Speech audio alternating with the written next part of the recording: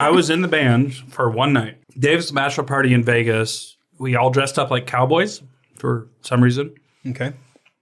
And we go out into the desert by Vegas and start firing guns at each other. Paintball guns. Mm-hmm. The story would have been way cooler, but. So we started on two sides in the middle of the desert, and the guy's like, ready, go. And I take off running. I've never paintballed before. I'm like, this is it. This is my chance to prove myself.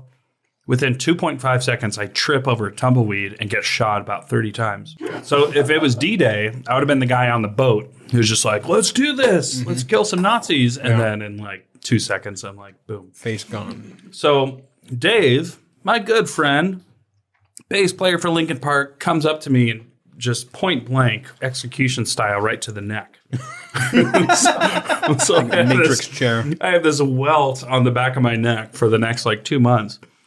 Well, I get back to the hotel in Vegas, and Chester had just shown up, Chester Bennington. So he wasn't in on that gunfight. He wasn't in on the gunfight, but he was there decked out in all of his cowboy gear. He was just like, what the... We'd have to beep out the entire next 2 minutes of this segment. But yeah, a really good guy. We ended up in a party bus, a bunch of dudes dressed like cowboys who went riding bulls. And I ended up signing probably 50 autographs that night.